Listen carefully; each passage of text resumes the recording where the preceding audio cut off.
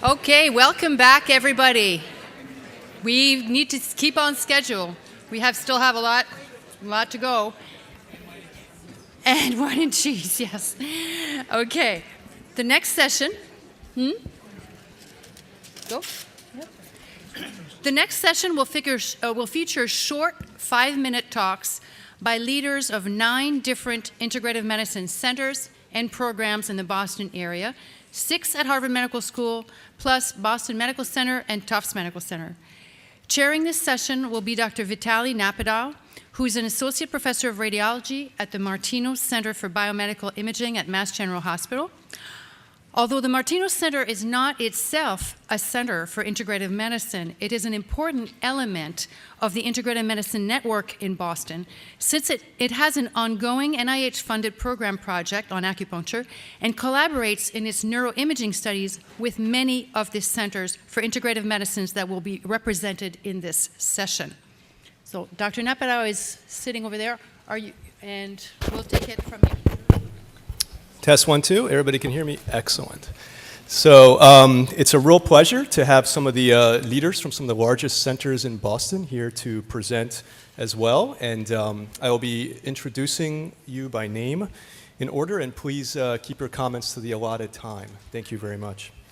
So the first speaker will be Dr. Peter Wayne, who is the Research Director at Osher Center for Integrative Medicine at Harvard Medical School and Brigham and Women's Hospital. Peter, please.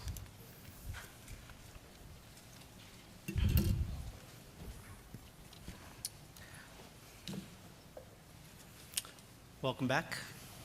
So as Helene mentioned in her opening remarks, research at the Osher Center for Integrative Medicine is inspired by a broader definition of integrative medicine that not only includes coordinating the delivery of conventional care with complementary therapies, but also consciously trying to dissolve the artificial boundaries between subdisciplines of conventional medicine, and also linking basic physiological processes to treatment mechanisms and to more of a systems perspective of healthcare delivery. So it's our opinion that within that integrative systems view, the concept of silos doesn't really make sense.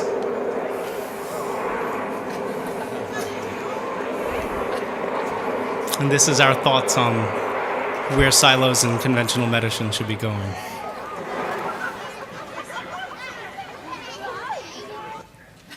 So within this less siloed perspective of medicine, our research program is centered around 3 areas of focus, and that's on musculoskeletal health, healthy aging, and mind-body exercise. And our research agendas within those themes span the full translational spectrum, from basic research using tissue and animal models to comparative effectiveness and cost-effectiveness studies that would ideally target health policy issues. And to give you an idea of our collaborative work, and our work really does integrate a number of different institutes that are represented here today, I just wanted to give you a taste of 3 of our projects representing that spectrum. So the first one is some lovely work that is led by Dr. Longevin's lab, and it uses a mouse model of inflammation to study how physical stretching, in some ways this looks a little bit like mouse yoga, impacts local tissue and systemic levels of inflammation, and how this inflammation impacts connective tissue. The diagram in the upper right is an ultrasound image of the thickness and a sense of the fibrotic nature of tissue before and after stretching. And then how those influence functional aspects, and these are little footprints of how mice work. And some of this work is now being expanded to and translating into a number of human clinical and basic physiological studies related to stretch and connective tissue. The second study, just to give you a taste of what we do, has to do with mind-body interactions doing the very practical aspect of walking, and whether we can train older adults or those with movement impairments to be able to simultaneously do a motor task and think in the real world. This is where the rubber hits the road in terms of mind-body medicine. And many falls and injuries happen when people are distracted. And a presumption underlying mind-body medicine is that it better integrates these cognitive motor processes. So on the top, you see a woman walking without a distraction, and you can see she's walked faster than the same person walking with a distraction, but also the quality of that walking, the regularity of the gait is quite different, and that arrhythmicity in the bottom panel gives you a sense of the interference of a cognitive task, and we're wondering whether Tai Chi and related practices can make you look more like the upper panel while you're being distracted, and we're seeing some nice results in that. The final study is a pragmatic, what we call an observational study of back pain patients, where we're comparing the relative effectiveness and, importantly, like one of our speakers from BU, the cost effectiveness of care provided by our entire OSHA clinical team, which is led by Dr. Levy, our leader. And we let the team do whatever they want. This is a very naturalistic study. And I explicitly made a big, thick black box. This is what we call a black box experiment. We don't really manipulate what happens within that box. We want to see how that happens, the outcomes are occurring naturalistically. And we compare that to a group of another 150 patients who received their care elsewhere at Brigham and Women's Hospital. So that's getting close to the end of my allotted time. I hope this gives you a little bit of an overview of the work we do, and thanks for listening.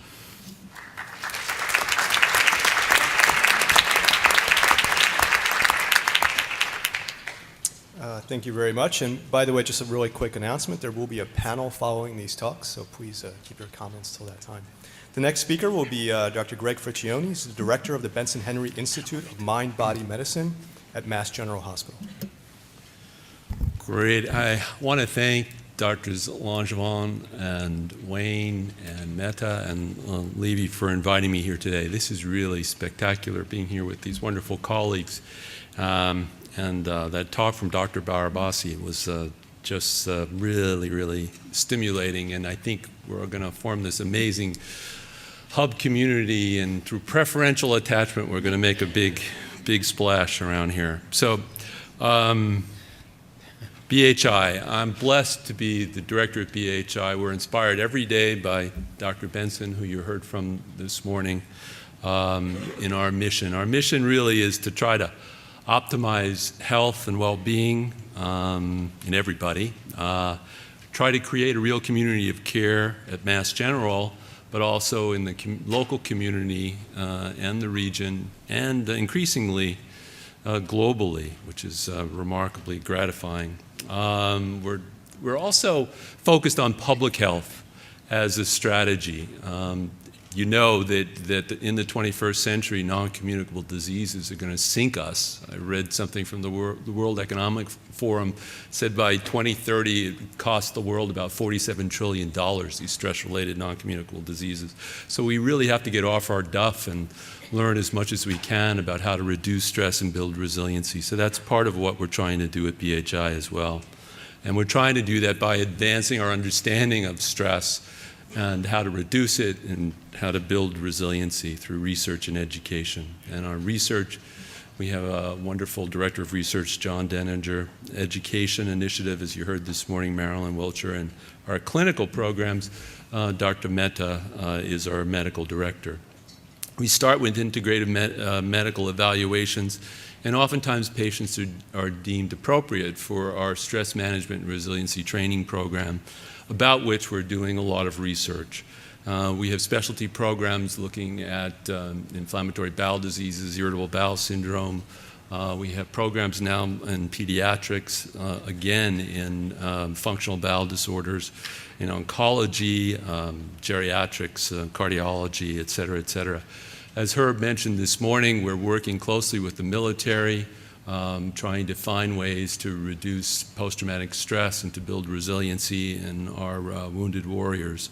We have an educational initiative, and we're getting more and more into childhood stress because of adverse childhood events. As you all know, it leads to so much downstream pathology, and that too is sinking us and leading to non-communicable diseases.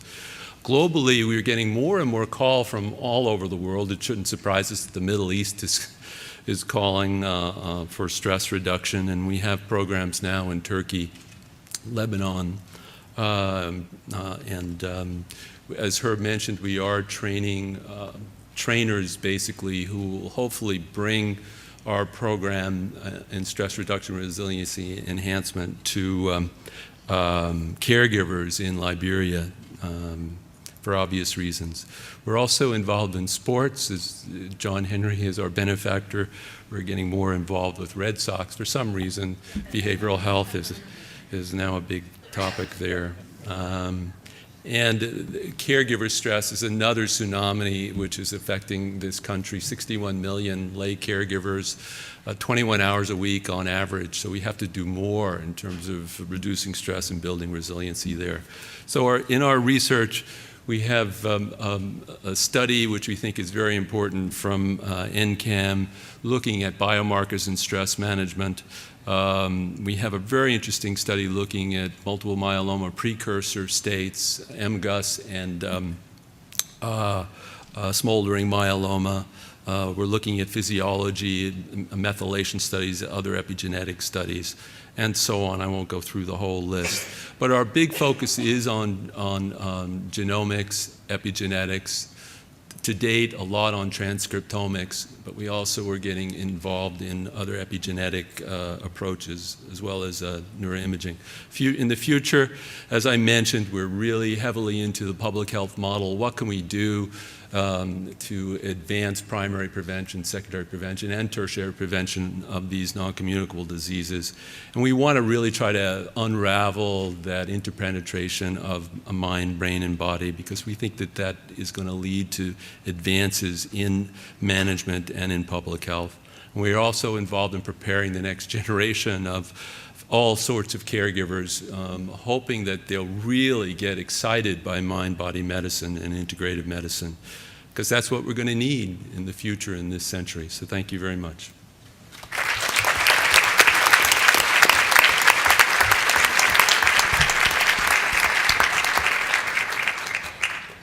Thank you very much. The next speaker will be Jennifer Lidjebel, Director of the Zakem Center for Integrative Therapies at Dana-Farber Cancer Institute. Thank you. Am I supposed to? Arrow, okay. There we go. So the Leonard P. Zakem Center for Integrative Therapies at Dana-Farber is dedicated to integrating the practice of complementary medicine into traditional cancer treatment. Our center both provides services and education for patients, their families, and providers at Dana-Farber, and also studies the effects of therapies on symptoms of cancer therapy and side effects. Now, the Zakem Center was founded about 15 years ago by Lenny Zakem as he was battling multiple myeloma. He found acupuncture and massage to be very helpful as he was dealing with what ultimately was a terminal illness. 15 years later, the need for these services in cancer patients has become even greater. This time period has seen enormous advances in cancer therapies. Patients are being diagnosed earlier, our treatments have gotten better, and that's resulted in millions and millions of people who are walking around with a prior history of cancer. As an oncologist, I recognize that many times the lives we give back to people are vastly different than the lives that they came in with at the time of their diagnosis, and people are living with side effects from their therapy and symptoms from their cancer. And so the Zakem Center really seeks to integrate therapies that are not traditionally part of the medical aspects of oncology care into the treatment of our patients. Today's talk is mostly about research, so I wanted to talk a little bit about some of the research initiatives that we've undertaken at Dana-Farber through the Zakem Center, and many of these have focused on acupuncture, different ways of alleviating side effects and symptoms. Our first project is an ongoing effort led by Weidong Liu, who's here today, that looks at the power of acupuncture to alleviate neuropathy, which is a symptom that is seen in many diseases but has a different pathophysiology, we think, as a result of many common cancer therapies and can lead to disability in many patients who are cured of their diseases. So this study randomizes people to an immediate or delayed acupuncture intervention and looks at the impact on symptoms of neuropathy. The Zakem Center is also very involved in healthy living. We recognize a holistic approach to helping our patients with nutrition, physical activity, and stress management. So we've started a pilot study looking at a 15-week small group-based program helping people to manage their weight, alleviate stress, and sleep better. And this is something that is in a pilot phase now, and we hope to be able to roll this out as a clinical program available to all Dana-Farber patients and eventually staff in the coming years. Our final project is a study that was completed and demonstrates another outreach from the Zakem Center to a specific disease center in helping patients deal with a side effect of therapy.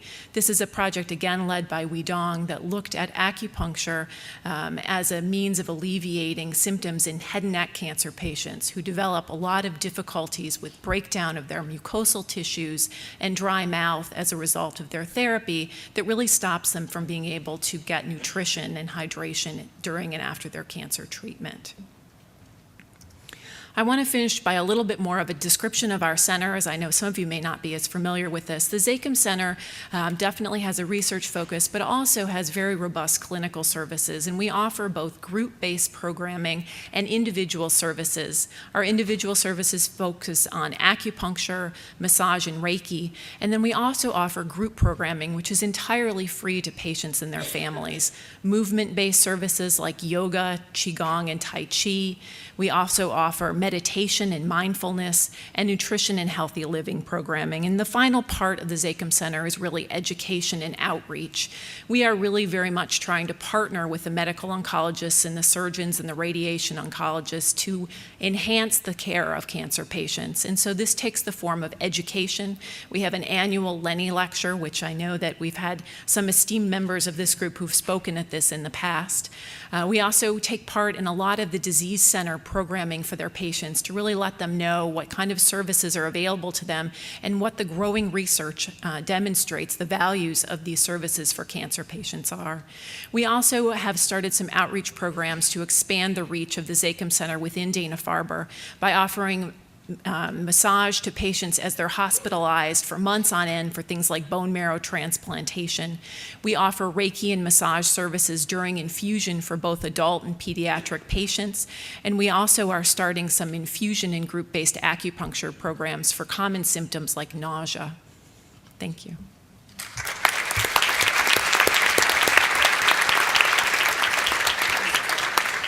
Thank you very much. The next speaker will be Corey Yeh, who's the Director of Harvard Medical School Research Fellowship in Integrative Medicine at Beth Israel. Thank you. So my task was to, in 3 to 5 minutes, give you a snapshot of what's going on at the Beth Israel Deaconess. And I thought when I was listening to the poster medley, wow, 3 to 5 minutes is like a luxury. So anyways, okay, I have 3 slides. Okay.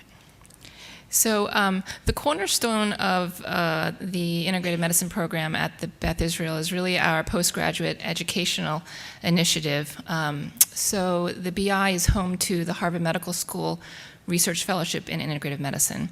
And this is a NIH NCAM funded program through a T32 grant.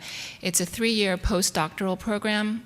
For the most part, our fellows have been MDs and PhDs, but it's really a program that's open to other graduates of other doctoral programs as well. The focus of the fellowship is really to prepare individuals for a career in academic medicine to do research in complementary and integrative medicine. And much of the training in the research methodology comes from coursework at the School of Public Health, the Harvard School of Public Health, where fellows get the opportunity to earn a master's in public health.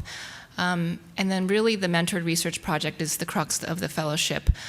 The projects are actually fellow-driven in terms of their own interests, but we do have mentors and collaborators across all disciplines, neurology, pediatrics, you name it, and across all Harvard institutions, as well as BU.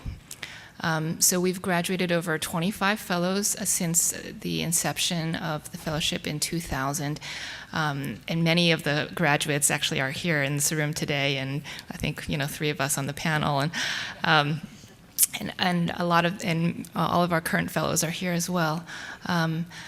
These fellows have really, graduates of the program have really gone on to lead the integrative medicine research as well as clinical programs, both here at Harvard as well as nationwide. So we're very proud. In terms of research at the Beth Israel Deaconess, the first bullet again is really just to highlight that the research that our fellows and their mentors do is really a very important piece of our research portfolio at the Beth Israel.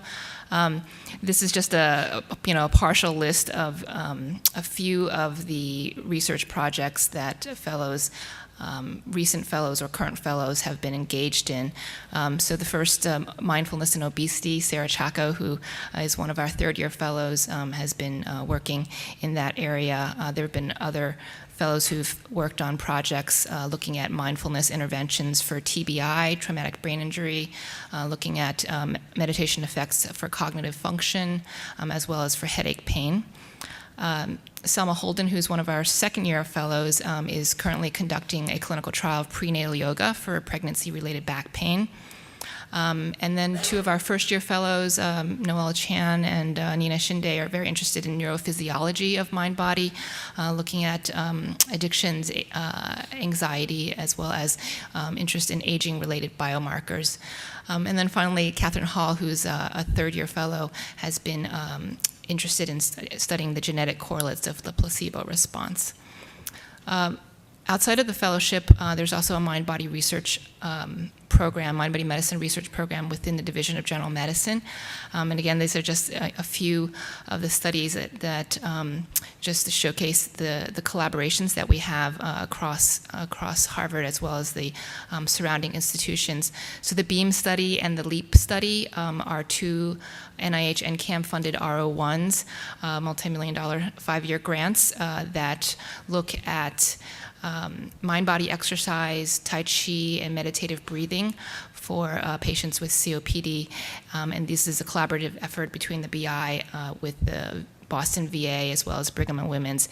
And actually for the LEAP study, we have collaborations for recruitment sites all across the city, including BU, Mount Auburn, Faulkner, Brockton Hospital, the South Shore. The Gentle Rehab Study is another collaborative effort with Brown University. This is a R34 developmental grant developing a Tai Chi intervention for cardiovascular patients who've had an event but otherwise refuse conventional cardiac rehab. And then just to say that there's also some active research going on in the Division of Gerontology, mainly focused at Tai Chi for frail elders. And we don't have much time left for clinical initiatives, but I just want to say that there are some clinical initiatives in terms of integrative medicine going on at the BI. The Cheng Sui Center for Integrated Health is a fairly new center over the last, I'd say, 2 to 3 years, which is within Healthcare Associates, which is the primary care clinic at the Beth Israel, and again offering group classes as well as individual yoga, Tai Chi, mindfulness, meditation, massage, acupuncture, as well as physician integrative medicine and mind-body consults.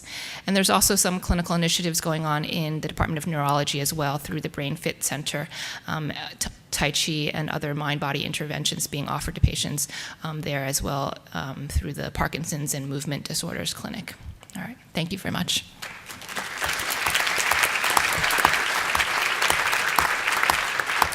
Thank you very much, Dr. Ye. The next speaker will be Chuck Birdie. He's the Division Chief of Pain Medicine, Pain Treatment Center at Boston Children's Hospital. So I'm going to describe work that goes on at Children's Hospital in a number of different programs, number of different departments. There isn't a unified integrative medicine program at Children's at present. There was for a number of years in the past. It now resides in many parts of the hospital. And I'm going to briefly mention some of the research and clinical initiatives in the areas shown here. A lot around pain management, my own area of interest, brain imaging, placebo, integrative nursing consortium, many of the areas that are listed there. Our pain management program at Children's is the first and busiest pediatric pain program in the world, and for the past 26 years, it has been integrative from the start. So it has always involved mind-body approaches, it's always involved exercise and physical therapies, and it's always involved a component of research along with clinical practice. A major part of it is understanding how to intervene in a cycle of disability in many chronic pain conditions, how to prevent progression to chronicity in adults.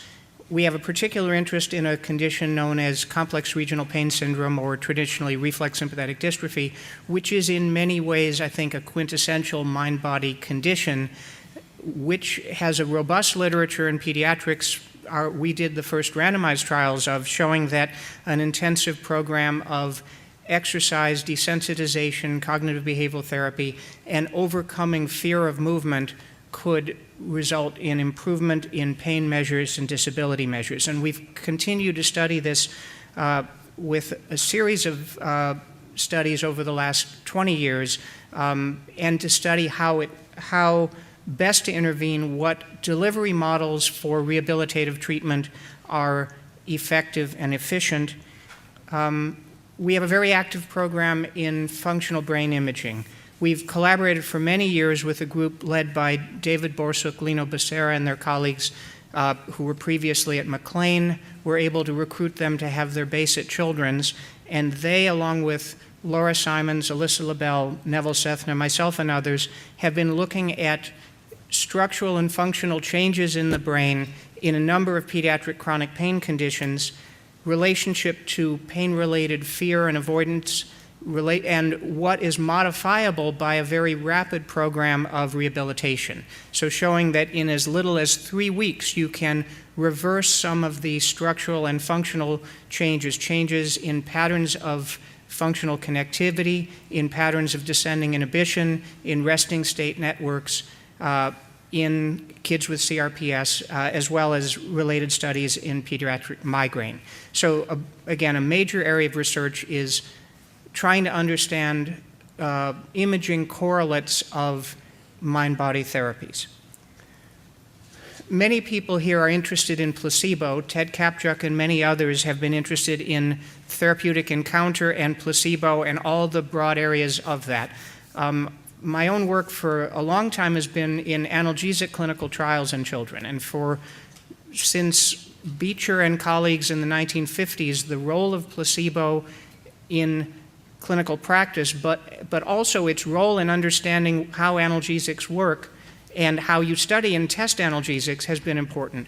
Those are hard enough to work on in adults. They are even harder to work on in children, and there's a set of ethical and practical constraints in how one has a child who has severe pain and how one considers the possibility of a placebo for them. And so we've worked with the FDA on a committee on how to do trials with immediate rescue analgesic sparing approaches as a ethically desirable way to use the scientific benefits of placebo control without subjecting kids to unrelieved pain.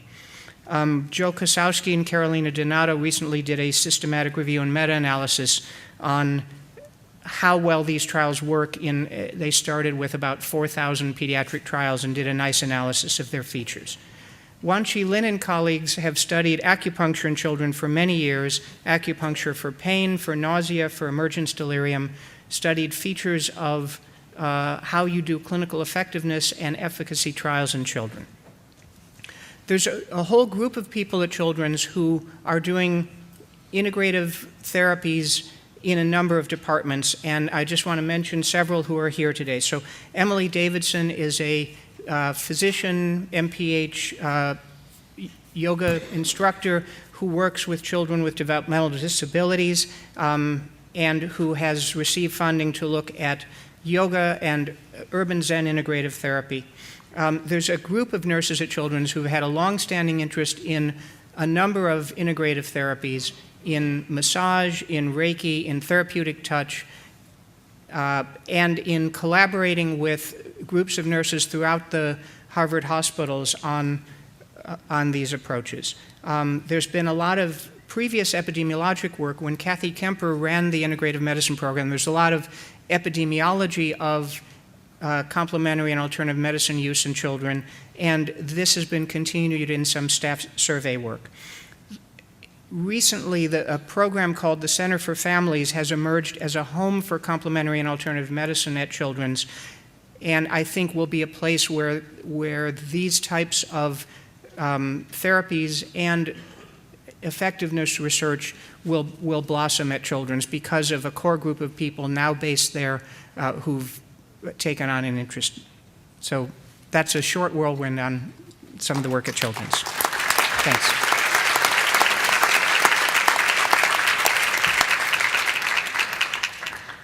Thank you very much. The next speaker will be Robert Saper, the Director of Integrative Medicine at Boston Medical Center. Good afternoon, everyone. I'm proud to be at BMC, which is the largest safety net hospital in New England. Dr. Benson described the incredible discoveries of penicillin for pneumonia and streptomycin for TB and how that dramatically changed the landscape of those illnesses. Those acute communicable illnesses have been replaced by non-communicable chronic diseases such as diabetes, cardiovascular disease, obesity, and cancer. Whether it be pneumonia and TB or those diseases like diabetes and cardiovascular disease, tremendous disparities exist in terms of the prevalence between socioeconomic status groups. So individuals who are white and more well-off and better educated had less of a risk of dying from pneumonia, whether it be before penicillin or after penicillin was discovered, and also incurring heart attack. At our center, what we're interested in is the following. If you look at national studies in the use of complementary medicine, you also see a disparity.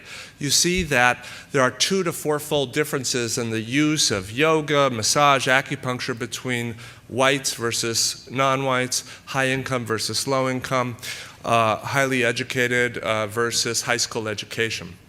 So the question we try to address is, can integrative medicine reduce health disparities?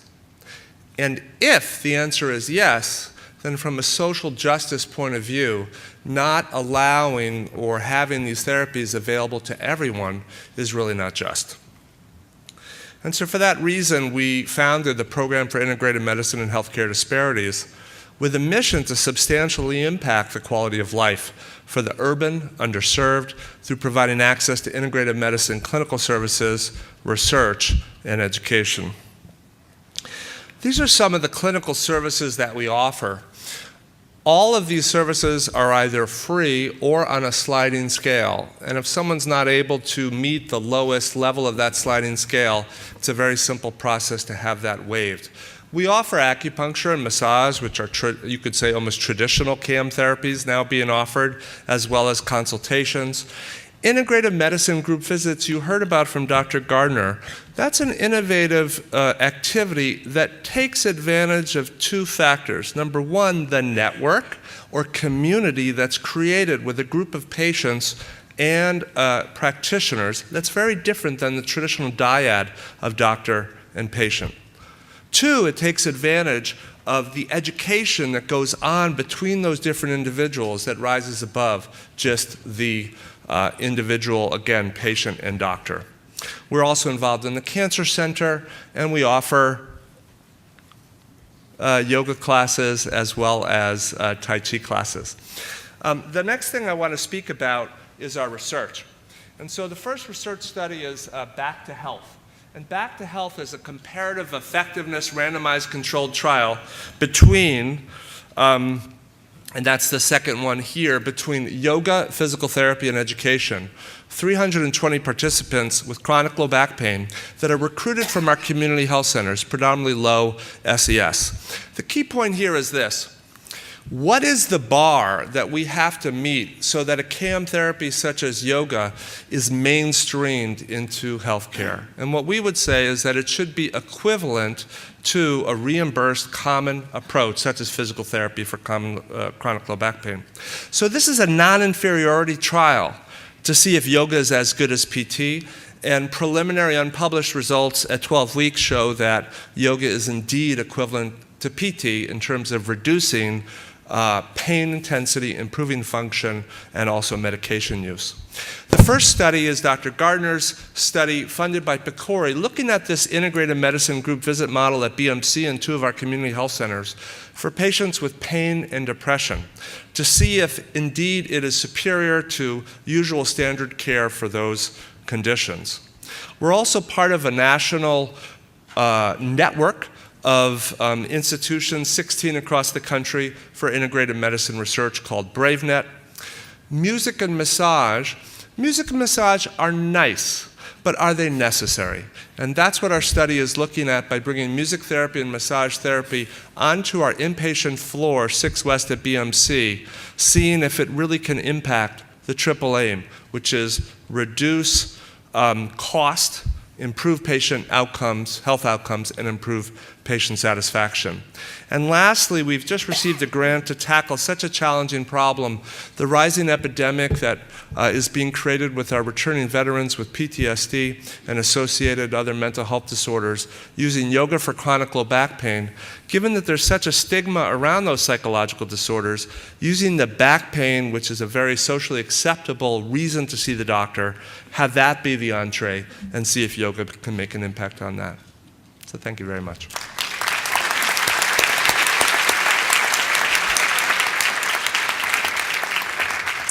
Thank you. The next speaker will be Richard Glickman-Simon, who's the Director of Pain Research Education and Policy Program at the Tufts University School of Medicine. Good afternoon. Pleasure to be here. At Tufts, the emphasis is more on the education side than the research side, so I'm going to focus on that first and then get to a little bit about research. The first is aspect of our educational initiatives have to do with the undergraduate medical program. And it's an interesting challenge in the crowded medical curriculum to first try to emphasize this type of material and to think of an appropriate way to educate self-selected allopaths to view this type of therapy as appropriate. So we've historically done that in a number of ways. The first way is through the evidence. So as part of their evidence-based medical curriculum, we use integrative therapies as a model for studying the challenges, and it makes a great model for teaching evidence-based medicine. And then we go on in the clinical years to talk about, assuming that they're going to be straight up conventional, most of them straight up conventional allopaths, how can they help their patients without necessarily being trained at all in any of these types of therapies? What's the minimum standard in order to provide quality care? And how far can they go along a sliding scale to actually integrating these therapies? And this also entails the nature and use of clinical placebos, which generates a lot of fascinating and ethical discussions. And then one thing that we do in the clinical years is, which I wish we could do with other clinical services that our students are involved in, is have them actually be patients rather than just clinicians. The integrative model actually makes that fairly easy because of its well-renowned safety in most areas, as opposed to surgery, for example. So we can't ask our students to undergo major surgery, but we can have them actually have acupuncture and have their back adjusted. So we do that. And we discuss that experience. And in fact, they go and have a Tai Chi class with Peter as well. And that generates some interesting discussion about efficacy and how in the future they're going to treat their patients. Another thing that we've done, this is outside of the undergraduate medical program, but we have, as mentioned, we have a master's program at Tufts in pain research, education, and policy. This was developed over a decade ago in recognition that pain education for all allopathic health professionals is wanting from a number of sources of outcome data. And so what this program does is it invites clinicians and non-clinicians alike who have dedicated themselves to the treatment of chronic pain to get more education about pain in all aspects of it, as the name implies, research, education, and policy. About halfway through, about 6 or 7 years ago, we instituted some coursework in evidence-based complementary and integrative medicine. And then we partnered with the New England School of Acupuncture. New England School of Acupuncture, I'm sure everybody, or almost everybody is familiar with NISA. They're the first, so they're the oldest acupuncture school in the United States, and they're right down the road here in Newton. And Tufts partnered with the New England School of Acupuncture to develop a dual degree program. So now NISA students can come to Tufts, and in addition to getting their master's in Oriental medicine or Chinese herbal medicine, they can also get a master's in pain research education and policy at Tufts simultaneously. And that's proved to be fairly popular among NISA students. Oops, let me go. One other slide that's missing is a couple of postgraduate or graduate medical education initiatives with the University of Arizona. They have an integrative medicine in residency program and a fellowship program. So Tufts family medicine residency, which we're going to hear from a speaker who's affiliated with the Cambridge Health Alliance, actually has a cohort of residents who take an online course during their residency program, plus have on-site training. So when they finish their family medicine residency, they're also trained to practice integrative medicine at a fairly sophisticated level. And we also have a partnership with Maine Medical Center in Portland on a number of levels, mostly undergraduate, but there they have that program as well. And they also have a fellowship where residents can take an extra year and get even more advanced training in this. And then finally, just a couple of points about research initiatives, and I'll quit. There's a Center for Complementary and Integrative Medicine in the Department of Rheumatology at Tufts Medical Center, directed by Chechen Wang.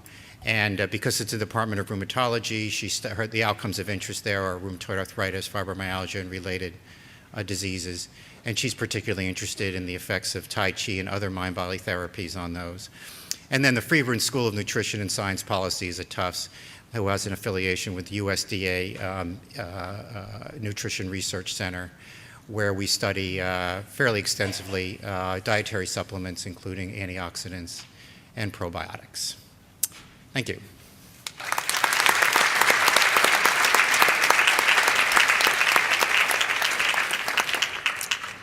Thank you very much. The next speaker will be Zev Schumann-Olivier, the Executive Director for the Center of Mindfulness and Compassion, Cambridge Health Alliance. I'm so glad to be here. I have so much gratitude for so many of the teachers who are here that have taught me along this way, so it's kind of amazing to me to be able to be up here with all of you right now. It is a unexpected story about what's been happening at Cambridge Health Alliance, and I'll tell you a little about it. About 10 years ago, Chris Germer and Ron Siegel started a continuing medical education program for meditation and psychotherapy through Harvard Medical School, and that had a very strong response, and there's been a deep interest in mindfulness and compassion-based interventions within Cambridge Health Alliance. About 2 years ago, actually one of the residents here, Adam Elias, started a meditation sitting group among our staff and invited anyone from CHA to come.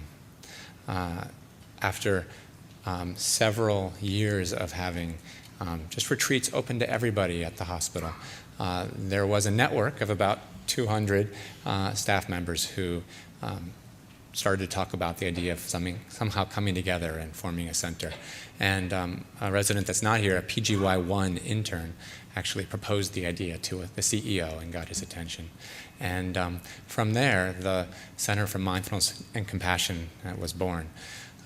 So I'm here representing, I think, this team of people within our hospital system.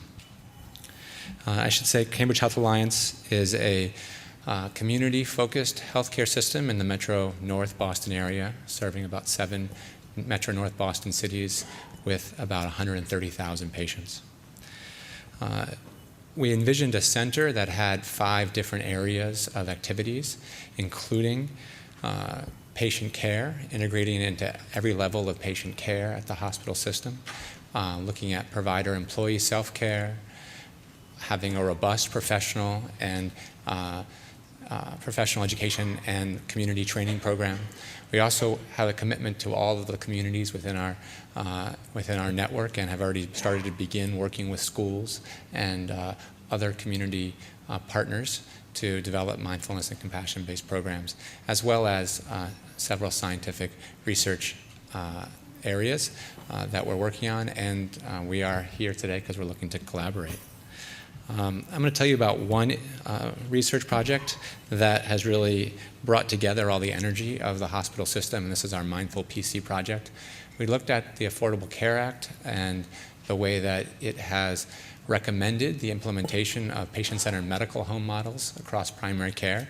And when you look at the writing, it talks about there being wellness and potentially even mindfulness integrated into the patient-centered medical home, but it doesn't really give you a pathway to do that. So we decided that since we had gotten this Delivery System Transformation Initiative grant through the Affordable Care Act as part of one of the safety net hospitals in Massachusetts, that we would integrate mindfulness interventions directly into our patient-centered medical homes across the 12 different health centers across the 7 Metro North Boston hospitals, 7 Metro North Boston cities that we work within.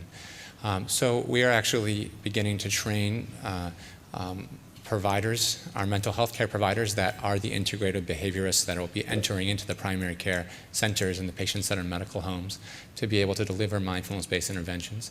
And we're also training as many primary care providers in our system that are willing and open to receiving that training. And we do have funding for this through an Arthur Vining Davis Foundation's Healthcare System Transformation Grant, as well as the Gold Foundation for Humanism and Medicine, as well as the hospital.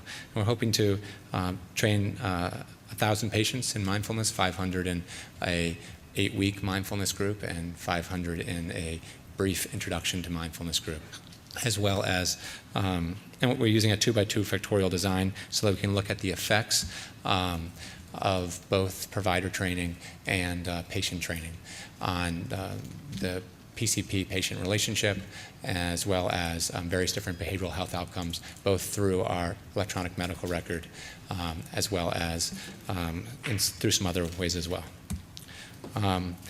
Again, we have this large-scale recruitment effort across our hospital system.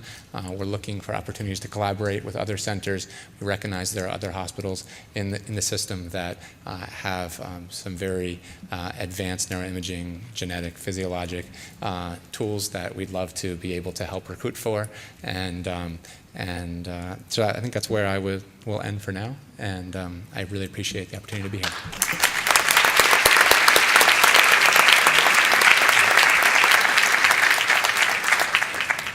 Thank you very much, Zev. The next speaker will be Ted Kapchuk, the director of the Harvard-wide program in placebo studies and the therapeutic encounter, PIPS, Beth Israel Deaconess Medical Center. Good afternoon. If you look at the picture on the right, those are some pills that were used in some of our experiments. Inside the pill is mostly microcrystalline cellulose, which is purified dust. People, when I was first hired to work at Harvard Medical School by David Eisenberg, one of the things I was told was I had to rehabilitate myself in a positive way. And I studied with some of the great minds of the medical school, and they're really great minds, but I'm going to say something that makes it a little bit sarcastic. And one of the things I was taught was we really have to show whether these CAM therapies are more than the placebo effect. And I never heard of the placebo effect in China when I lived there. And I asked, so what's the placebo effect? And they said, oh, it's the effect of an inert substance, which of course is an oxymoron. Microcrystalline cellulose doesn't do anything to the human body. That's why we use it inside placebos. It's dust. So what exactly is the placebo effect?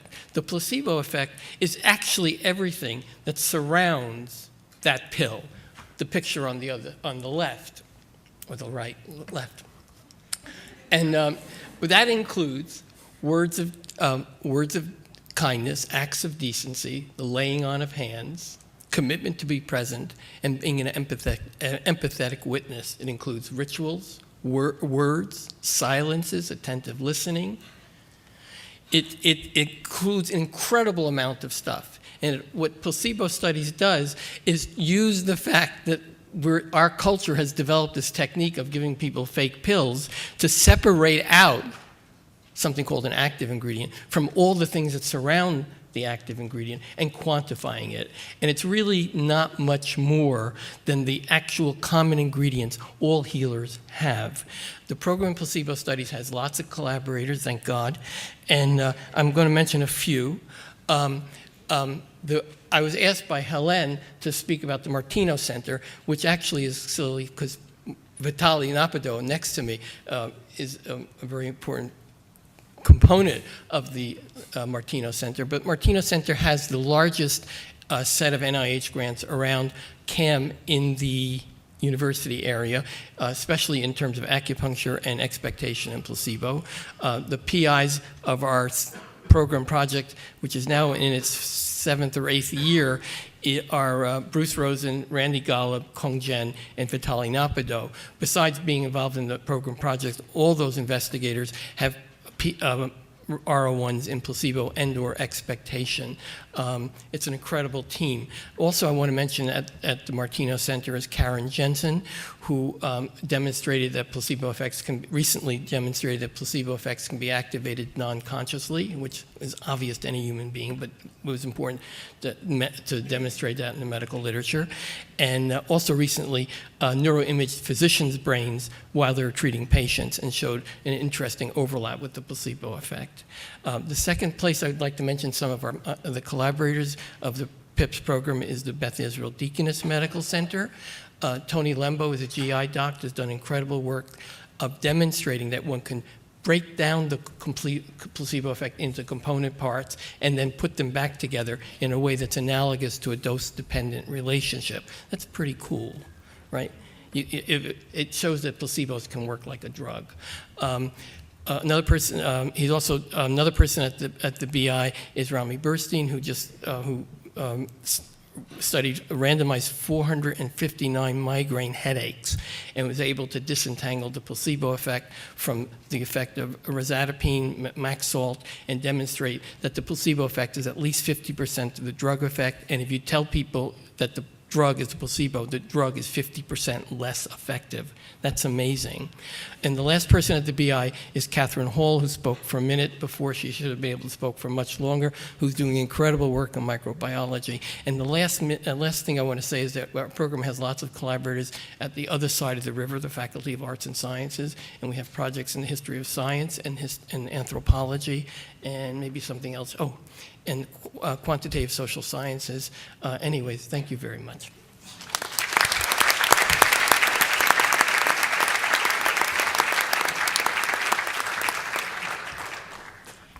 So we have an additional speaker before we move on to the panel. I want to really introduce briefly Dr. Darshan Mehta, who is going to talk about educational programs that are really cross-institutional. And Darshan himself kind of embodies this whole idea of this Center Without Walls because he actually bridges he's the medical director at the Benson Henry Institute, and we're also very fortunate to have him as the associate education director for the Osher Center.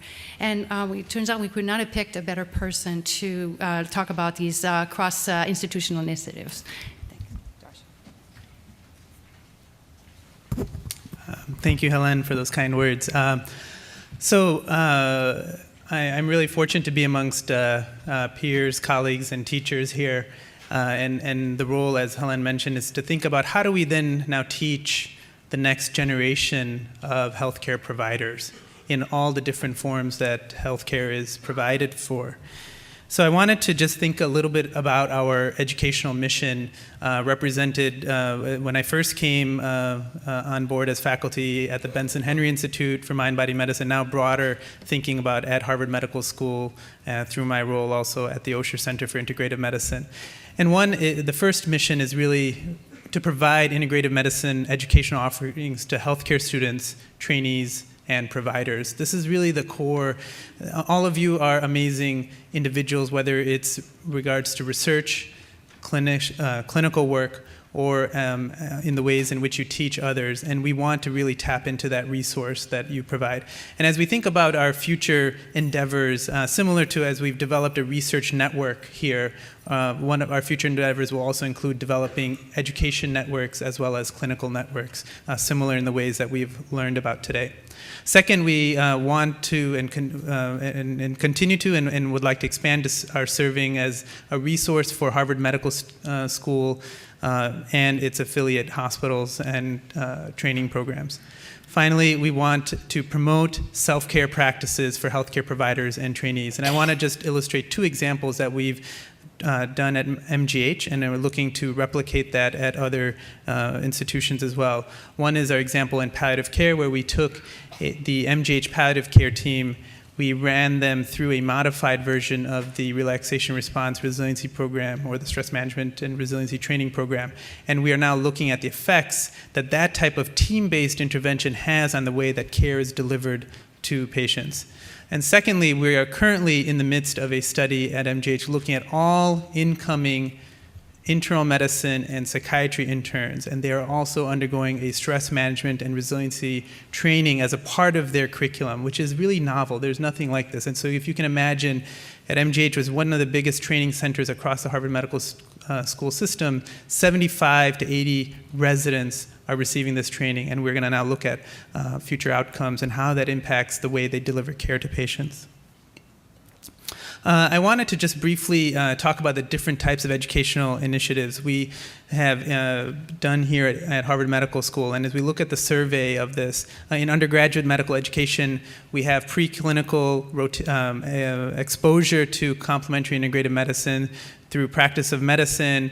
We have clinical exposure in their ambulatory clerkship. We have elective experiences. As some of you are very familiar with the Healer's Art course. We also have an elective in mind-body medicine that's directed by Satbir Khalsa.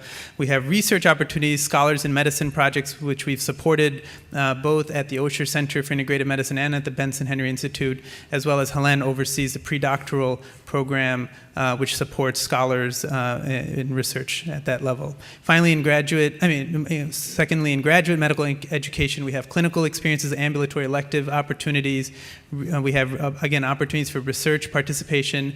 In continuing medical education, the Benson Henry Institute has run a long-standing program in clinical training in mind-body medicine, and our colleagues at the MGH Institute of Health Professions also run a mind-body-spirit training for advanced practice nurses as well, which has been very successful thus far. We are looking to continue to build collaborations, and again, the network is really, this is why networks are important, and as many of you who know me personally, I'm a big believer in networking. And one of the examples of networks that we've been able to develop is really through Benson Henry Institute and Osher. We've been able to offer learners opportunity to rotate through multiple academic health centers in one clinical rotation. That is an endeavor we're looking to sort of solidify and crystallize at Harvard Medical School. And secondly, creating continuing education programs to discuss the state of the science research and integrative and mind-body medicine research. And together, as an entity, we have a more unified representation at the consortium of academic health centers for integrative medicine through these efforts as well. So some planned educational programming that I want to just get you all excited about, and we hope to have these types of gatherings even more. One is we are developing an Advances in Integrative Medicine Science, or AIMS CME conference series, which we are launching. This is a collaboration between the Benson Henry Institute and Osher Center for Integrative Medicine, where we're looking at really advances in focused areas, and our first topic will be mind-body medicine and cardiovascular health. And that will take place in May 1st, 2015. So we hope to see many of you there at that meeting.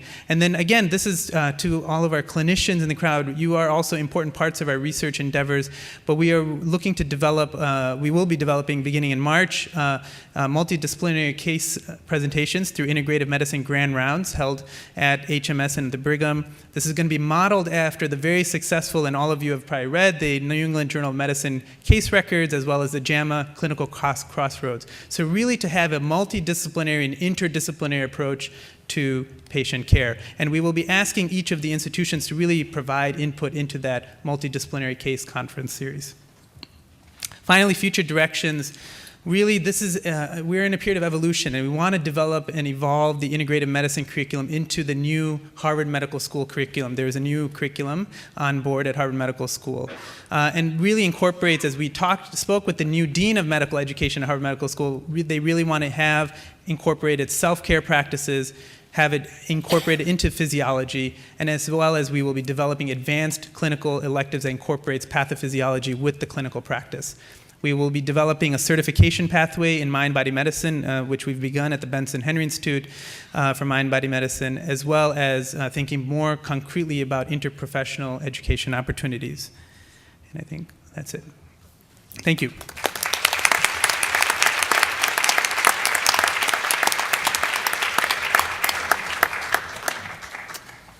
So, can you please switch to the title slide in the back?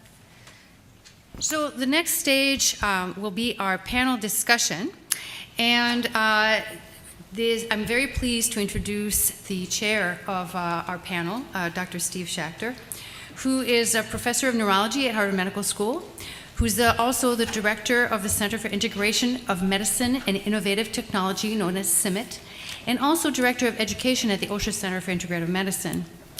Dr. Schachter has been an unwavering and very generous supporter of integrative medicine with his time and advice, and I don't know what we would do without him. We are immensely grateful for all of the help he has given us over the past years. Thank you very much.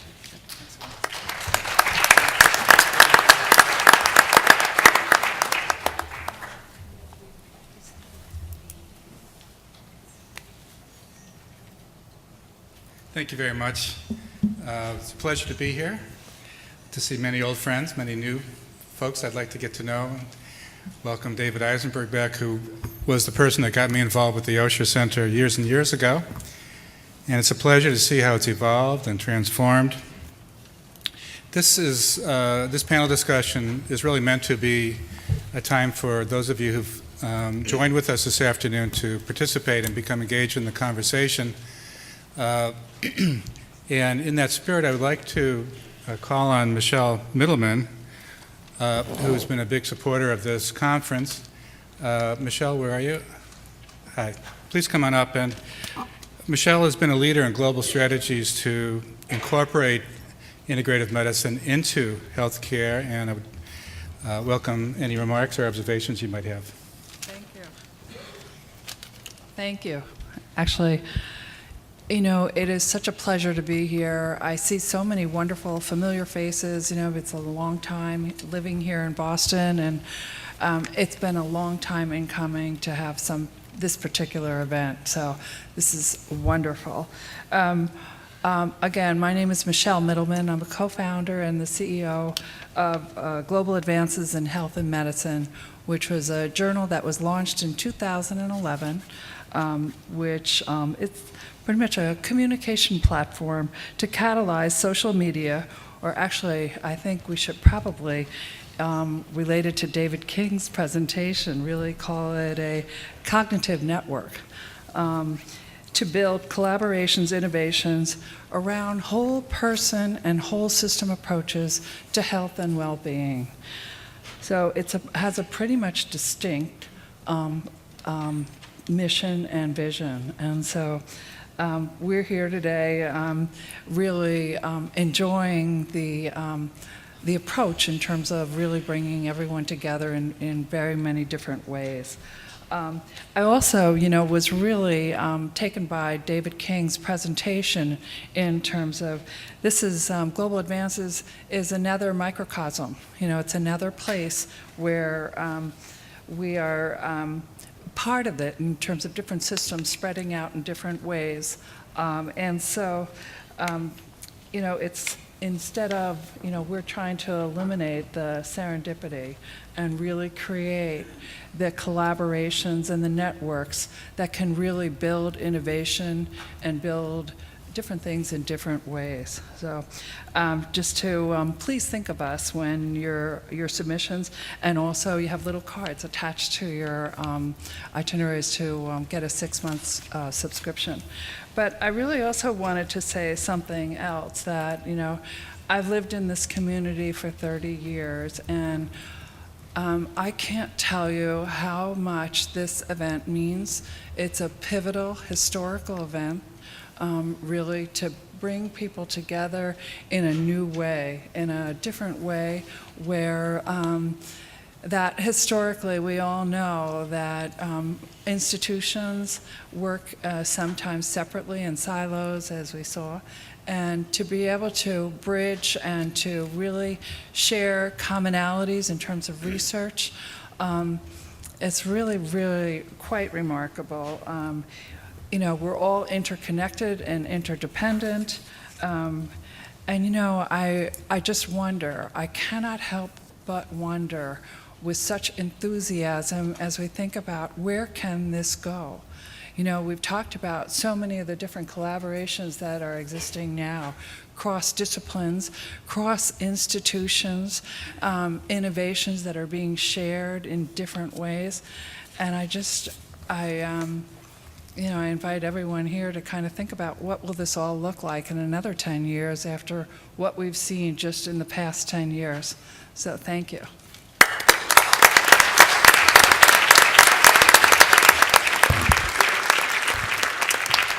Thank you very much, Michelle. You made my job a little bit easier because you just framed the theme of this discussion, which is where can we go, where should we go? First, I'd like to welcome Dr. David Rosenthal to the panel, former director of the Zakim Center at Dana-Farber. Helen, in her opening remarks, challenged us to get to know each other and to think of ways that we could leverage our resources and our interests. The whole concept being that the whole is going to obviously be more than the sum of the parts, but the question is how do we build on the collaborative spirit that has already occurred, that we've heard about today, introduce more nodes to the network, develop more hubs to carry through the network science theme. And since all of you are such a very important part of this community, we wanted to encourage you to offer your opinion or perspective along with our panel members on just where do we go from here? What are the opportunities? How should we organize follow-up from this meeting, from this forum? Where are the opportunities for cross-fertilization of ideas and making further progress in this field? If you care to come up to the microphones and we'll call on you for your comments. Or do we have handheld mics as well?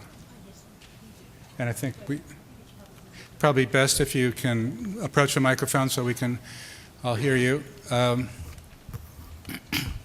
I'd also like to ask our panelists as well, given your experience so far, and what do you see as opportunities for further bringing together the integrative medical centers from across Boston and Cambridge in terms of research or clinical care?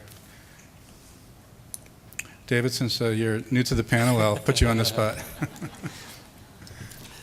Thank you.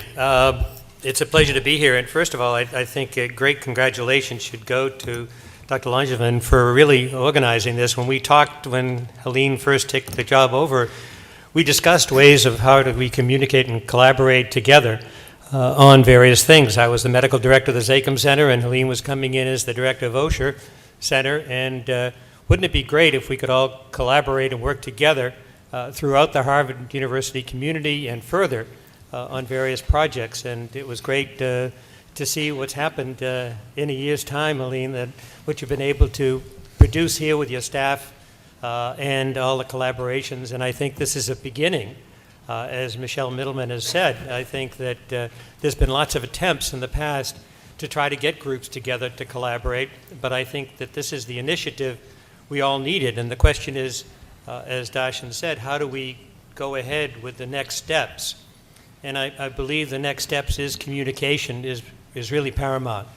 And the question is, how can we communicate, for example, summary of this meeting, summary of the abstracts. We now hear there's a new journal on integrative medicine by, and our editor is one of the panel members, right, Rob Saper. And is that one way of communicating? Is there another way we can get out a monthly newsletter with what's going on in the various centers. So I think that there's a lot we can do. One other thing that I can promote, I hope I can promote, that when Helene and I talked last year, we talked about another meeting. At that time, I was on the board of the Society for Integrative Oncology, and I said, how about having a meeting here in Boston? So we are going to have a meeting here in Boston in November of 2015, combining the Society of Integrative Oncology, the Society of Acupuncture Research, and the Fascia Society. So this will be a very unique meeting, and again, the collaboration of 3 different groups all working to solve some problems. Thank you very much. Please. Is it on?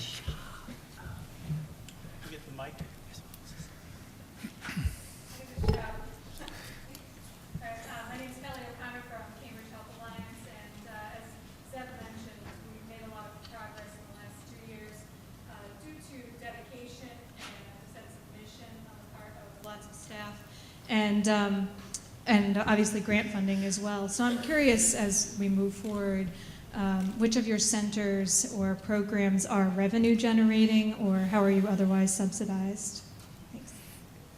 Now, we only have 20 minutes, so. Rob, you want to take that first?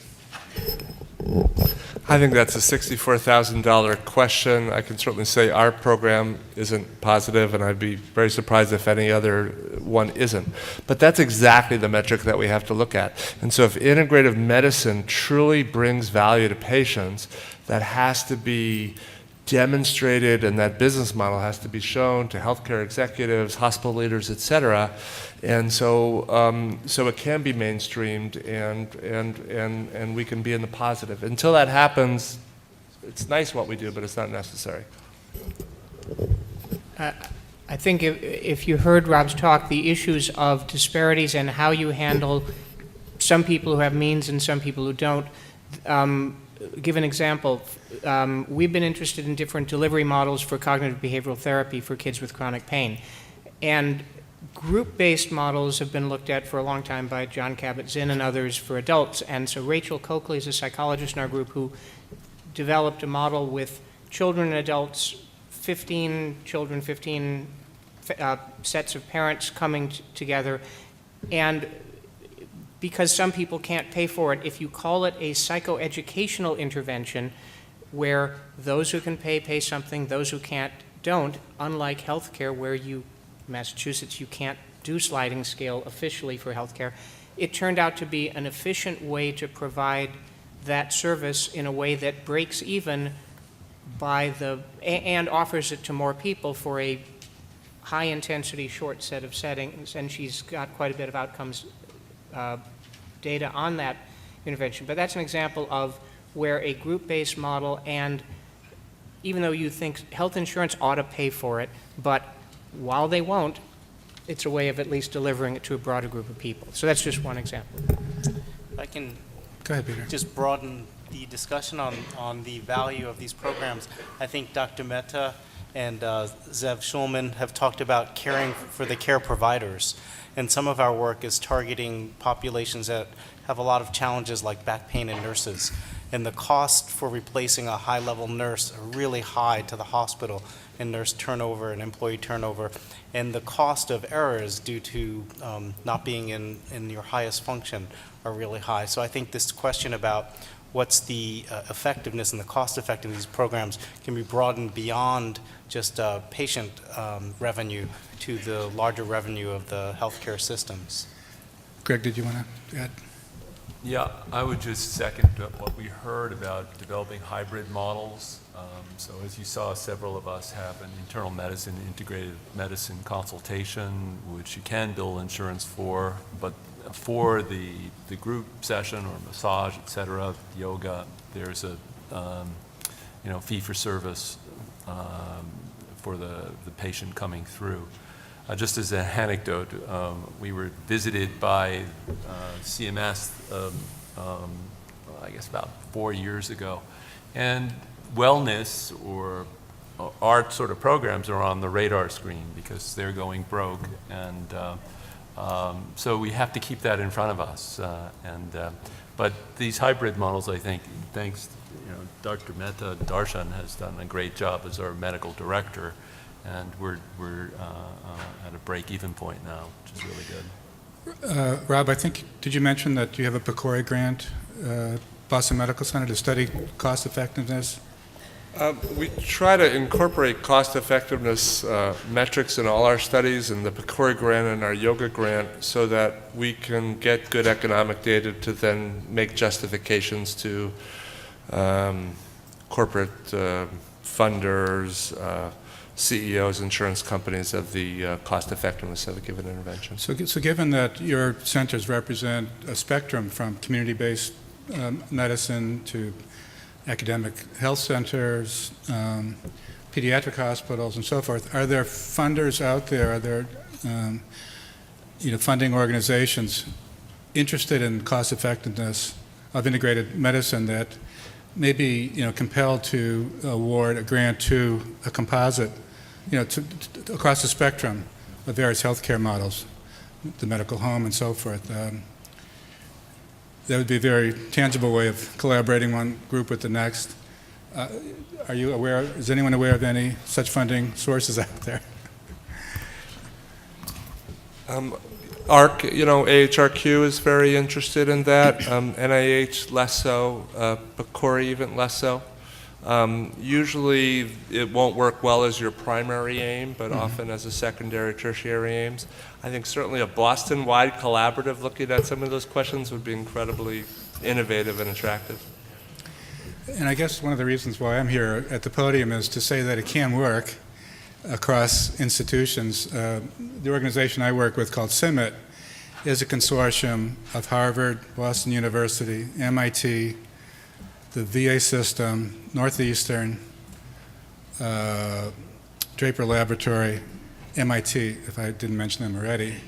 And it's truly remarkable when you start to tap into faculty from across the entire ecosystem, what possible opportunities there are for aha moments, which we heard about earlier. Another question, David? Hi, so I've got a question about collaboration in general. My wife recently finished her PhD at Harvard, and she's got a tenure track position, and I'm learning about academia and about the kind of incentive structures that are in place for her to get tenure. And they don't seem to me to completely foster cross-disciplinary collaboration. And so, one of the questions I have, I think often there are technological changes that precede the cultural changes that need to happen to make the most of those technologies. And so, I'm curious if you guys have thoughts about policy and cultural changes that you think need to happen to lower the barriers to the sort of work you want to do. Any takers on that? Chuck, go ahead. I'm not sure that collaborating cross disciplines is a downside in terms of proceeding towards academic advancement and all that. I think in all kinds of areas, picking the right collaborations makes sense and fosters your research, and that's true where, it's true in neuroscience where people who do fancy optics collaborate with people who do electrophysiology. I think it's just picking the right collaborations all over. So I don't know that it's harder in one area than another. I think it's key to what we all do. Let me just throw in a very specific example too. Maybe you guys can play off Peter, it. you may want to mention the OSHA opportunities. I think there's a meta level to this, which is really relevant to this panel, which is if we're all going to collaborate together and dissolve some of our silos, what are we going to say is our success versus the success of the network? And I do think that there probably are metrics that people like you and Dr. Barabasi can show that in working together, each of the nodes is more productive and creative. But I think it's a different way of looking at it than the more reductionist, siloed way. But I think the analogy to your wife's career is very relevant to this sort of meta level of how will we all work together and share our resources so that we all benefit and we benefit the whole at the same time. And I think that's a really challenging but important question. That was exactly kind of the example I was going to give. Is I know that publication is a very good metric, right?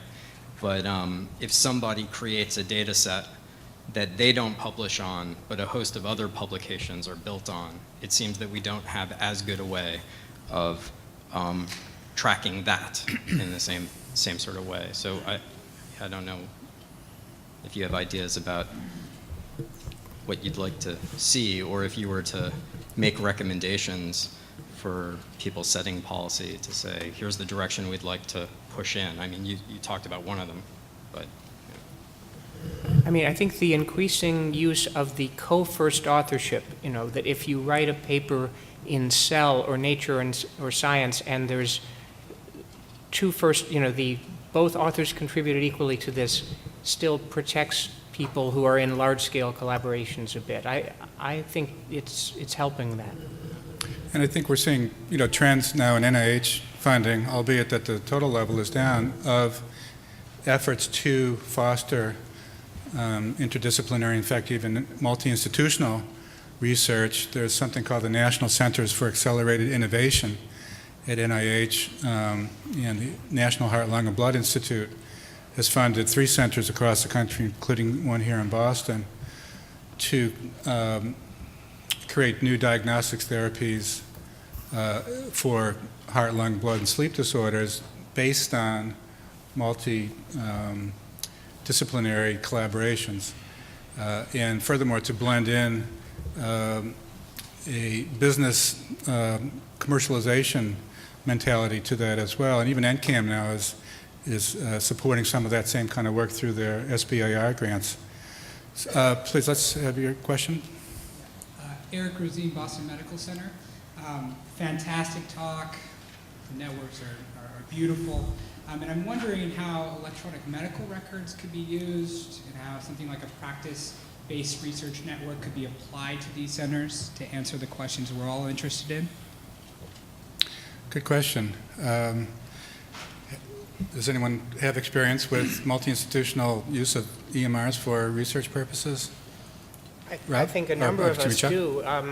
The frustration is that the commercial systems don't talk to each other well, that Brigham, Beth Israel, and Children's and Dana-Farber are on different systems even though they're adjacent, and patients go back and forth between them. And they were designed for billing and administrative purposes more than for clinical outcomes. There are a lot of, I think, very creative people who work on getting around that. I think Ken Mandel and Isaac Kohane and others have taken thoughtful efforts at how to use these clunky and poorly designed systems better, but it's a constant challenge. I think many of us design our own parallel, well, we've designed them so every clinical encounter has a set of outcome measures that we build in at the time of care so that they are data element driven rather than text driven. It takes a lot of work, it's clunky, it chews up clinicians' time being scribes, but at least if we're all going to be scribes, we get data back from it. But I think it's everyone doing clinical outcomes is frustrated by that, by how poorly designed they were. Anybody disagree with that? I would definitely agree. I think, though, that points out to a very unique opportunity that we have, as is that in getting together that we can agree upon, similar to what Rob, or I imagine will describe in a moment on what's happening at BraveNet, but even thinking on a local scale here amongst all of the Boston institutions, that patients who take part in or who are recommended to integrative medicine services, we can agree upon a common set of outcomes, that we could create a multi-institutional data repository in a way that is supported by perhaps an innovation, whether it's through maybe something like CIMMIT or through philanthropy, where we can have that type of robust data collection system. But there's national consensus efforts on what outcomes should be obtained in a whole range of spheres, and I think it behooves most of us to try to have every clinical encounter, painful as it is, to gather meaningful consensus outcome data as part of our regular daily practice. It takes up time, it takes hiring extra people, it slows down a clinic, but it's something large, thoughtful groups have thought about what in different spheres, different patient groups ought to be consensus measures, and I think we ought to all be doing that. Great, terrific. We'll have that accomplished before the next forum. Sounds like a great thing to do, sir. Hi, everybody. I'm Michael McGee. I'm on the clinical staff at McLean. I'll be the director, corporate medical director for behavioral health at Tufts starting next week. So I know Greg. Hello, everybody. I just wanted to offer a couple of thoughts. Some of the limited research I've done most recently has been in exploring us as biopsychosocial spiritual human beings. And I would challenge us to think about the sort of the spiritual dimension as well as we think about integrative medicine. Looking at issues of to what degree are we living lives of love and coherence and integrity and meaning, and how does that impact our health and well-being? And how does that affect, medical cost offset?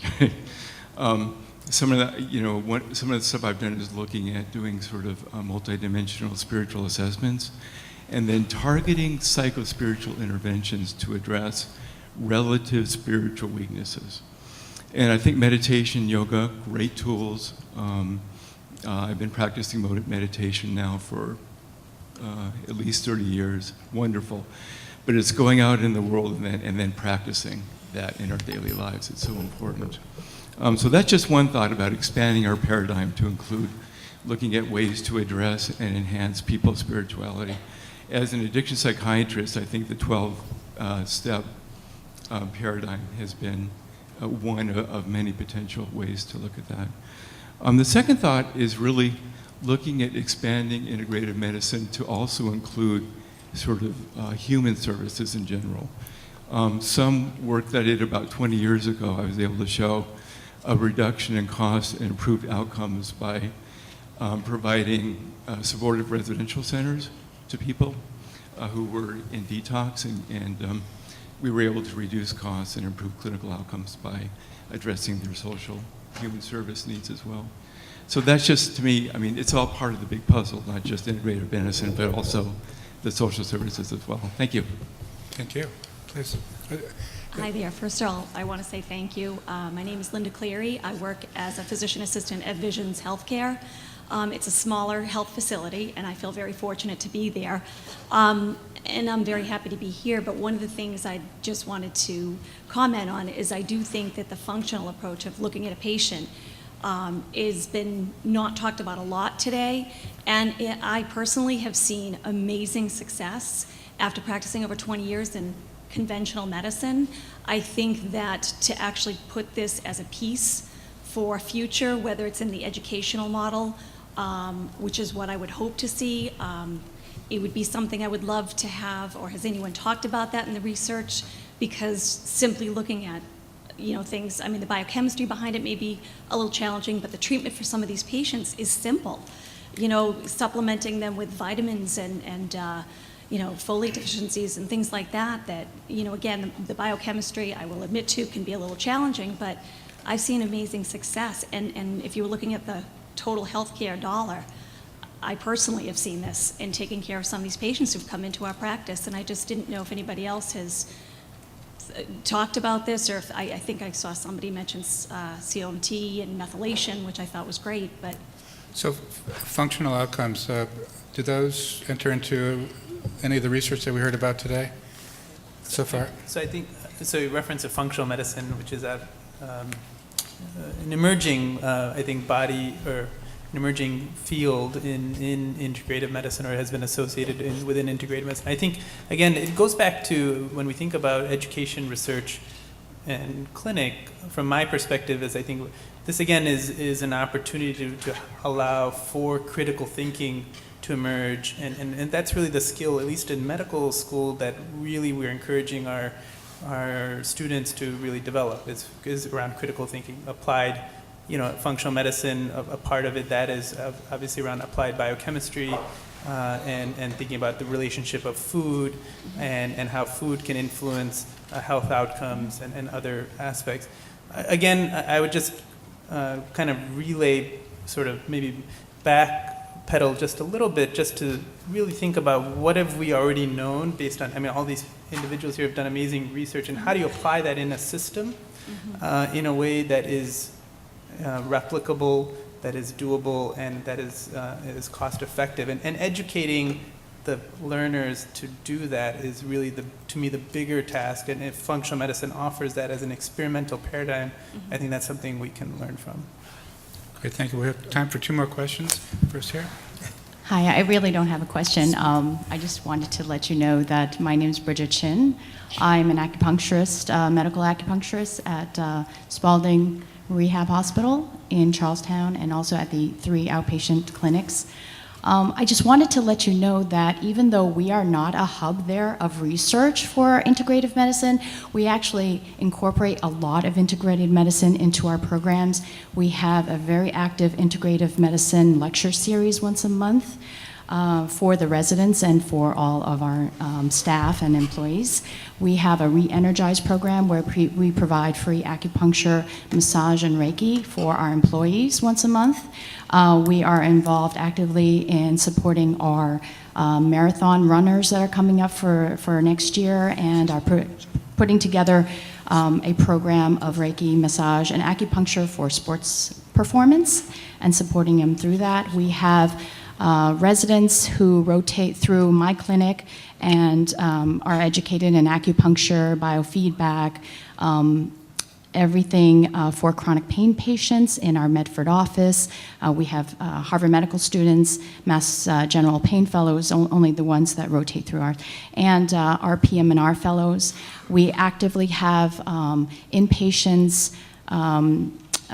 They get an integrative medicine consult where they have the opportunity to get free Reiki, which is very, very well run by Judith Frazier, who's behind me, and acupuncture or massage, inpatient, outpatient. And what else do we have? Oh, we have a 8-course week mindful stress reduction for our employees. We have yoga discounted for our employees. We have a very active integrative medicine task force run by Eric Leskowitz, and this has been around for over 20 years. Dr. Mehta has been there.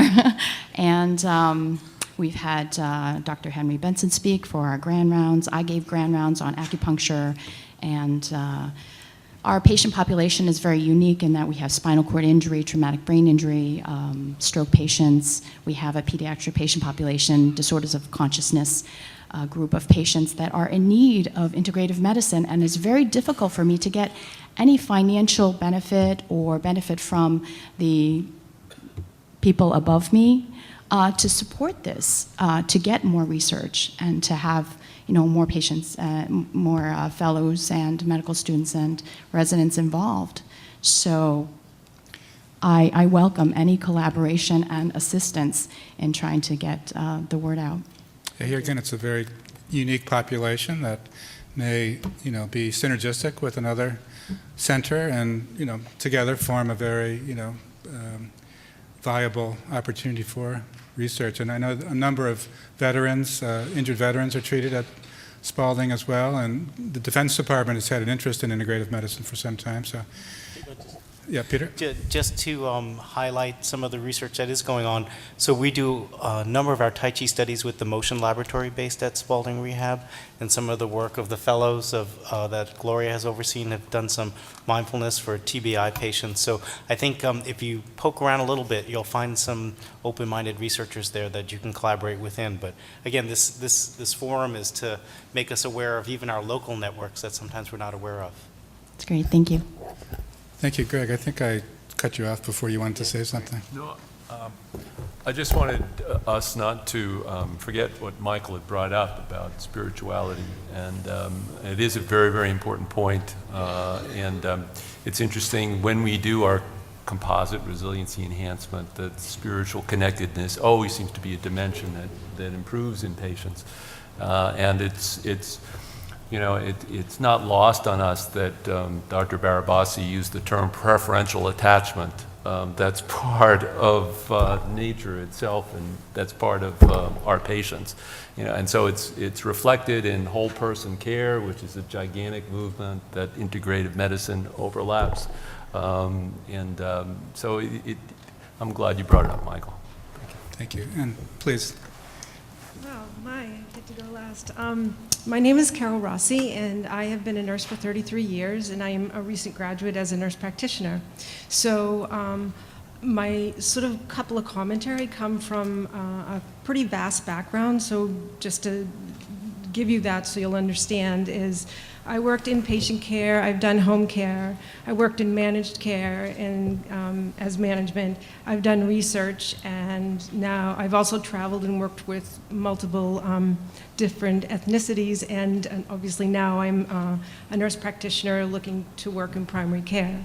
So my first sort of commentary is, and I think we're all thinking this, and the words that came to my head is that this is exponentially phenomenal, and I just celebrate all of you because I've been waiting for 3 decades for something like this to sort of occur.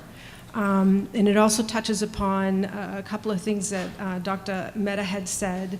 The research arena that I worked in was Alzheimer's disease, and about 2 or 3 years ago, maybe 4, it started to lull a little bit in the research, and they were finding very similarly that there was a lot of research and it wasn't really in a repository, and so that people were like reduplicating or not taking benefit from stuff that had already sort of happened. So that's sort of one commentary on a type of sort of to have a repository of that sort of information, which I think you guys shouldn't think of yourselves as just a forum. You're actually the building block of a consortium. And I think, come through to next November, that will become more solidified. And then the sort of second area that I see, which is as a clinician for many years, wanting to provide my patients with more. I did a holistic nursing thing 30 years ago, and I've been a Reiki practitioner for 20 years, which is just part of my bag, if you will. I never get paid for it, but it's just part of who I am. And is a different kind of repository which creates the information to know what exists. So it's great that I'm interested and I knew about this and found out just by Googling and searching, but there are a lot of what I would say hubs or networks that you're not going to touch because it's so rich in the city or in the surrounding communities with the institutions and what's going on and the funding that you receive. But if you have like primary clinicians out in the community, they're not going to know where to go unless the silos of networks and the changing scope of how care is provided and managed care sort of all comes on board. Because basically the common denominator is to provide the best patient care with the best outcomes we can.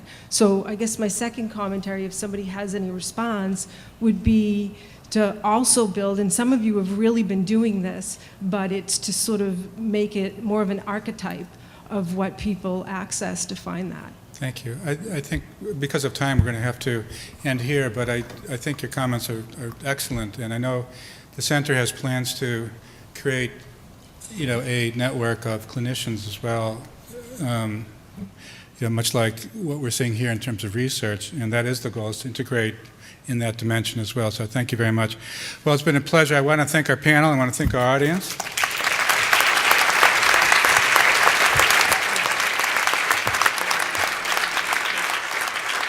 And, the thought occurred to me that perhaps it's no coincidence that Boston is called the hub. Helen? Thank you so much, Dr. Schachter and all our panelists. And we're now going to move on as quickly as we can because time is passing to our pilot awards. So the first, you were going to start? Yep. Okay. So I think part of the way we want to stimulate communication and collaboration in the sub is by seeding pilot grants. And we're going to just mention two brief ones. One is the OSHA Pilot Studies Program, and I'll say a few words about that. And we're also going to announce the winners of the last cycle, and then Helen will speak to another initiative that's seeding these sorts of interdisciplinary cross-institutional collaborations. So the OSHA Pilot Studies Program is intended to seed collaborative projects that are consistent with the OSHA mission and the thematic areas, and those around musculoskeletal health, healthy aging, and mind-body exercise. They include research that spans the whole spectrum from basic to clinical and cost-effectiveness research. The applications undergo formal peer review, and in our last set of submissions, we had about 14 reviewers and at least 3 to 5 reviews for each application. And then the grants range between 25 and 50,000, with up to 4 funded in the upcoming fiscal year 2015. And those, the RFA, the request for applications, will be announced sometime in February of this year. Okay. So we have 3 awardees that we'd like to announce today and celebrate. And maybe after we mention their name, they can just stand up and we can congratulate them. So the first is Anne-Marie Zavaki, and she's from Brigham and Women's Hospital, and her project was on musculoskeletal-related theme, very basic research on novel roles for endocrine effects on muscle stem cells. So.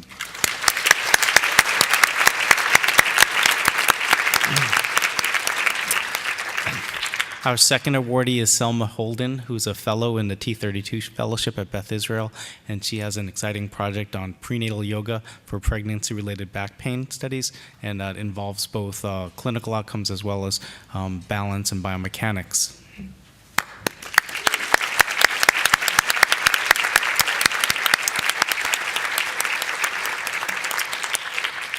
And our third project that was funded went to Drs. Balshi and Lin from Brigham and Women's Hospital, and they're using mass spec techniques to look at the impacts of mind-body exercises on both muscle and brain activity simultaneously.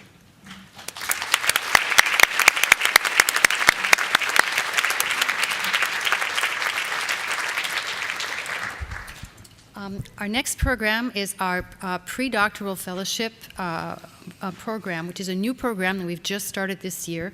And these are awards aimed at encouraging PhD students in the basic sciences, such as like cell and molecular biology, to extend their project in a translational direction, either into an animal model or into humans, if appropriate, as well as have relevance to an integrated view of body systems. So this year, we are very pleased to award 2 predoctoral fellowships for projects that are both translational and bridge across systems. The first goes to Ilya Druidinin, who is a PhD candidate in the biological and biomedical sciences, and his project is on cross-system physiological integration through high-throughput identification and analysis of Drosophila, mouse, and human inter-organ communication secreted factors.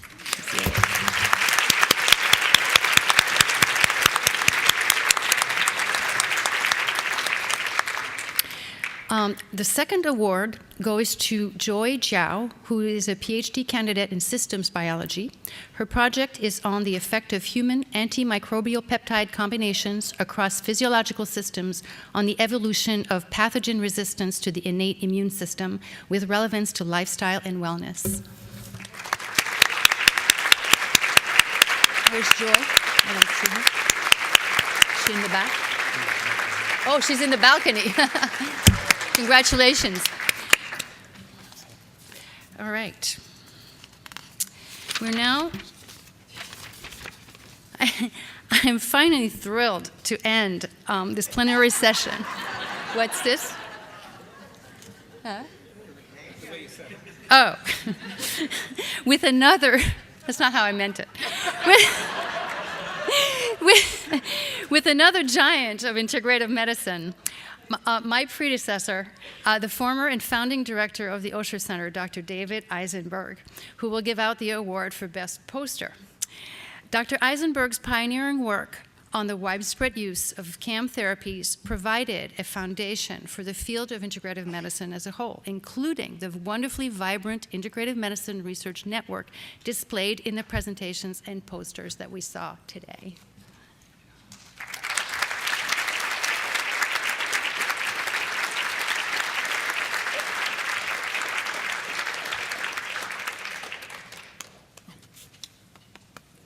Thank you. Well, this is quite a special honor and delight. It's I celebrate what Michelle Middleman said. It's sort of a cross between a regional historic event and a family reunion, so thank you. Well, my first job is to announce the winner of the abstract award, and the award goes to Gail DeBard, Mass General Hospital, for her project Longitudinal Changes in Brain Structure After 2 Different 8-Week Meditation Training Programs. Gail?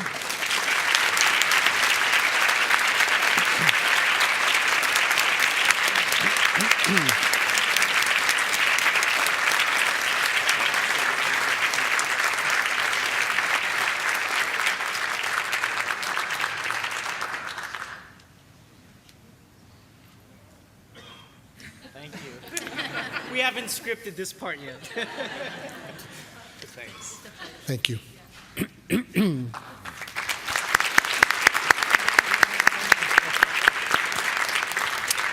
I'm just curious, how many here consider themselves either trainees or young investigators?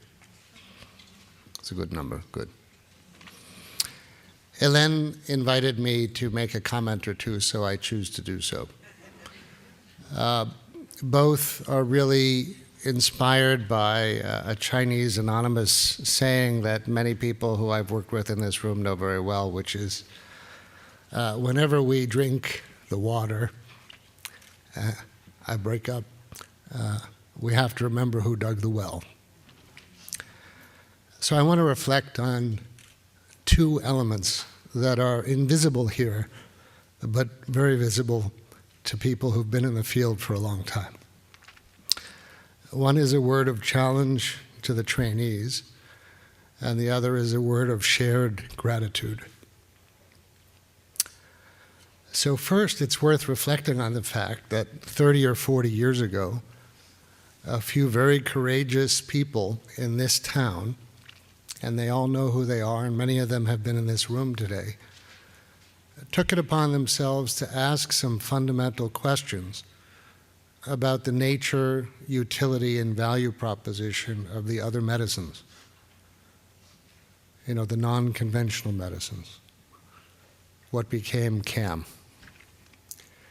Our questions at the time were provocative and viewed as incendiary by many. And when you think about it, we went about this in the era of, or I should say the pre-internet, pre-MRI, pre-genomic era. Our tools were relatively primitive, but we began. But that was then and this is now. And I speak now to the next generation. I encourage you to ask the next provocative, incendiary questions. Have that courage. Don't ask incremental questions. They won't change the world. I think 30 years from now, you will be amazed, as I have been today, at how a combination of a shift in scientific methods and a shared resolve, and Boston has an extraordinary shared resolve to move the ball up the field. We're in a marathon, not an individual race, and we have to hand the baton to one another. But do have the courage to ask, and secondarily, don't be afraid. I would argue in the positively, reach out to people from disciplines other than your own, who do not speak your language, but share the same common questions. You'll enjoy it. And you have a lot of friends here in Boston. Collectively, you will dig the well for the next to come 30 years hence. Second,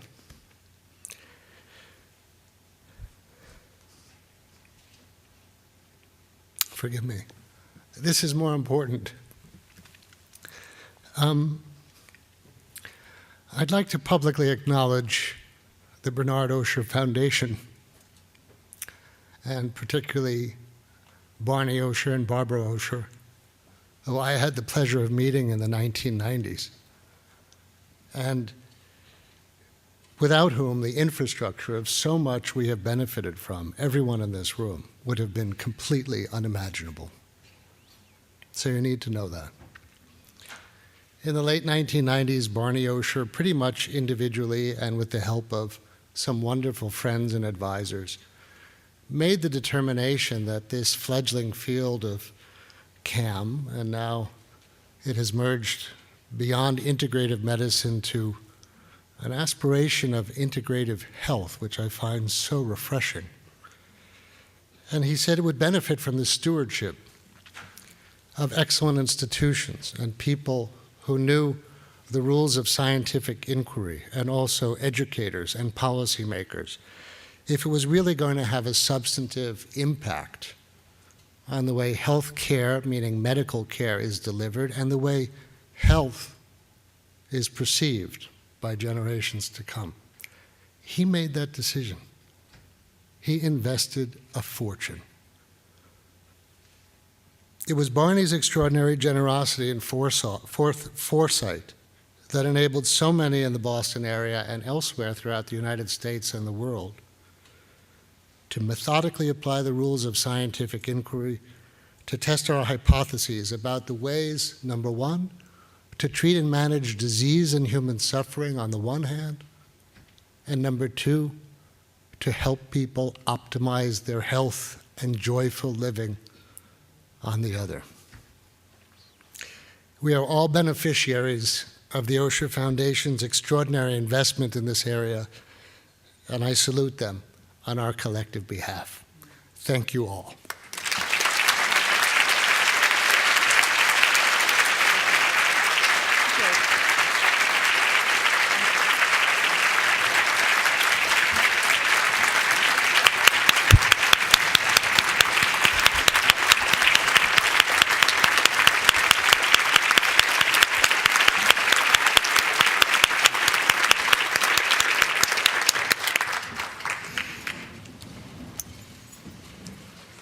Thank you, David. We will now close this plenary session, but the meeting is not over, and move on to the reception and poster session. Posters are displayed on the second floor gallery. Please go visit them and encourage our young researchers who've worked very hard at these presentations. We also encourage you to join in the interest groups that will be forming at the high cocktail tables. We have already written in some groups on the folded cards at each table at some of on the ground floor, based on the feedback that we got from the pre-conference survey. There are also some undesignated tables on both the ground floor and the second floor. Feel free to self-organize and start new groups by writing a topic on the card. An important goal of the Osher Center in creating this forum is to help support what will emerge as a result of us having gathered here today. I would like to invite our program manager, Adra Nusrat, to describe how we plan to help people connect one another. And I would like to also acknowledge what an extraordinary job she's done today. Thank you. Thank you. Thank you, everyone. So, in our pre-conference survey, you all shared your aspirations for how the forum could impact the integrative medicine network in Boston and at large. And we're going to send each of you a summary of this survey. Many of you also indicated interest in being part of a cross-institutional team or teams to move specific topics forward. And the Osher Center can help such groups to organize. And we will be sending you a post-event survey as well, asking what kind of groups you would like to co-create. We will help match the individuals and groups with common interests, and we will also be asking for your feedback for this event. So again, thank you very much.